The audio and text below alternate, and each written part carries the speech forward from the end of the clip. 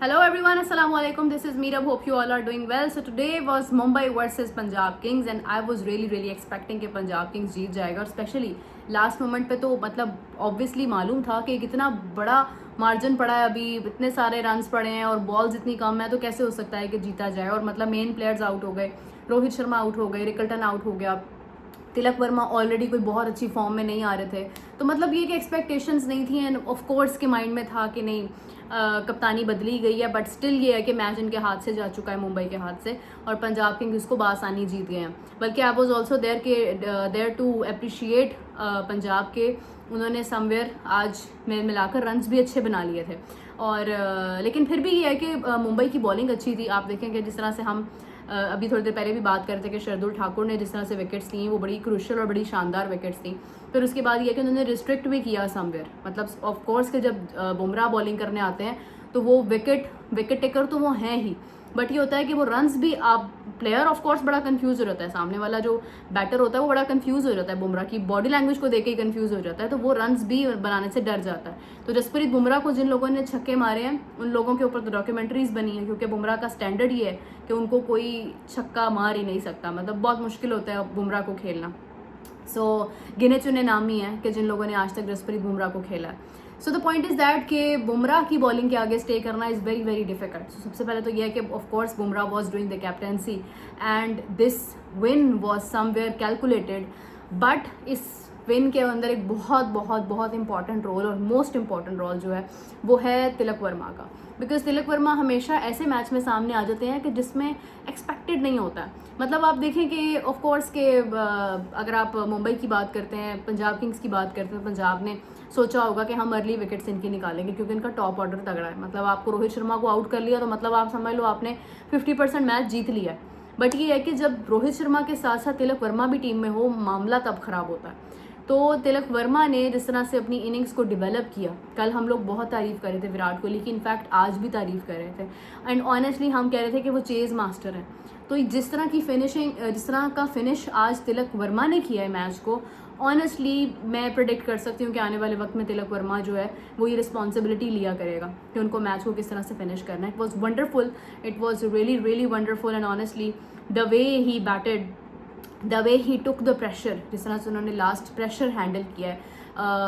Pressure handle करना इसलिए मैं उस चीज़ को हाईलाइट कर रही हूँ बिकॉज जब इतने सारे रन्स होते हैं ना तो बैटर रिस्पॉन्सिबिलिटी ले ही नहीं सकता, बट ये है कि वो एक रिस्पॉन्सिबिलिटी लेना, मैच को एंड करना, बॉलर्स के आगे कोई गलत शॉट ना मारना, समझदारी से टेक्निकली चीज़ों को लेकर चलना बहुत डिफिकल्ट होता है and Tilak Varma has that expertise. शायद कुछ लोग ये भी कह रहे हैं कि वो इसलिए भी आज खुश थे कि उनको आज प्रूफ भी करना था, क्योंकि ऑफ कोर्स के जिस तरह से इंडिया ए के अंदर उनका एक बहुत बड़ी सिलेक्शन उनकी है और ऑफ कोर्स के उनकी एक खूबसूरत रिस्पॉन्सिबिलिटी है उनके ऊपर उस चीज़ को हैंडल करने की, and I wish him all the best too. तो वो ये है कि उसमें उसके बाद इस तरह की परफॉर्मेंस तो बनती है, मतलब एक थैंक यू परफॉर्मेंस बनती है, तो वो थैंक यू परफॉर्मेंस थी उनकी तरफ से एंड इट वाज वंडरफुल। सो जिस तरह से लास्ट ओवर में उन्होंने मतलब हैंडल किया, that was so mature of him, क्योंकि मैं आखिरी बॉल तक भी आप कह लें कि नहीं कह पा रही थी कि आखिरी बॉल लाइक जब 2 बॉल्स थी उस वक्त भी मुझे लग रहा था कि कुछ भी हो सकता है, मतलब कुछ भी हो सकता था, विकेट भी गिर सकती थी, क्योंकि स्टिल ये है कि मतलब आप देखिए कि सुपर ओवर हो सकता था। Even I was expecting the super over in the last over कि हो सकता है कि मैच सुपर ओवर पर एंड हो जाए, बट आप देखें कि फिर भी नहीं, उन्होंने हैंडल किया।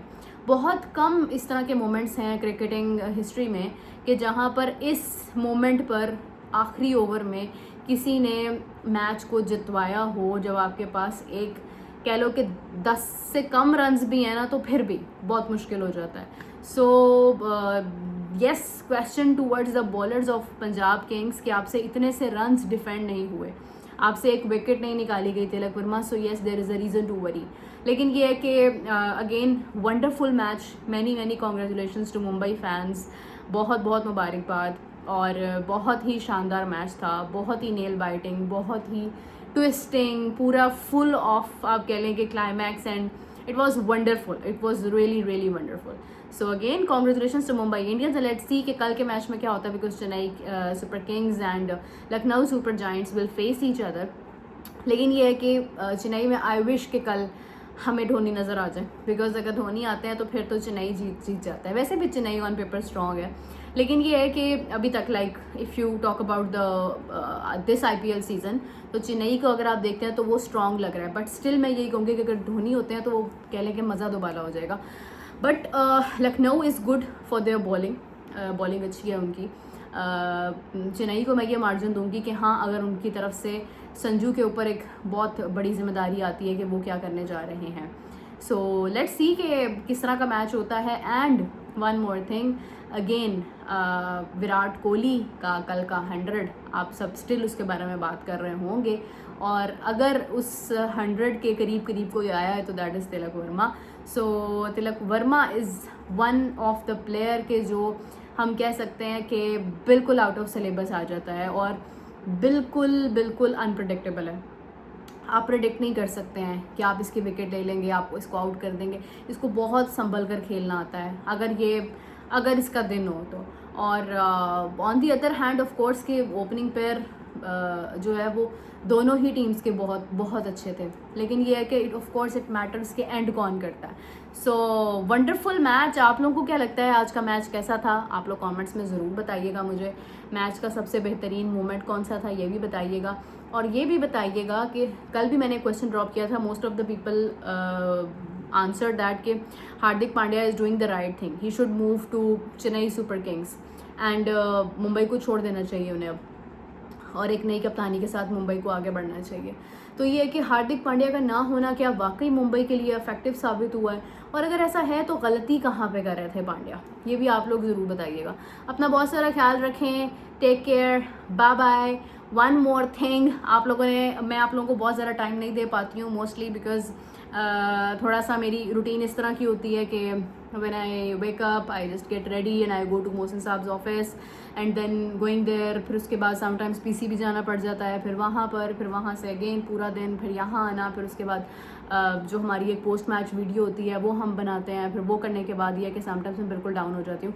अभी भी इनफैक्ट कि मैंने I haven't I ordered something, but ये कि अभी तक still I haven't eaten that, क्योंकि मैं वेट कर रही थी कि मुझे लाइव आना है। तो वो होता है समटाइम्स कि आप बिजी हो जाते हैं, एंगेज हो जाते हैं, आपकी एक रूटीन नहीं बन पाती है। सो इस वजह से मैं बहुत सारी वीडियोस, बहुत सारे टॉपिक्स जो हैं वो इग्नोर कर जाती हूँ समटाइम्स, बड़े इंपॉर्टेंट टॉपिक्स। बट ये है कि आई स्टिल ट्राई कि मैं आप लोगों के साथ बात करती रहूँ, आप लोगों को रिस्पॉन्स देती रहूँ और एक कनेक्शन हमारा बने रहे। सो आप लोग भी बहुत प्यार करते हैं, आप लोगों का बहुत शुक्रिया, thank you very much. So I will try my best to catch you guys tomorrow. देखते हैं कि कल के मैच में क्या खास चीज़ होती है, क्योंकि रोज़ हर मैच में कुछ ना कुछ खास तो हो ही जाता है। सो लेट्स सी कि कल के मैच में क्या खास चीज़ होती है। I will catch you, take care guys, bye bye.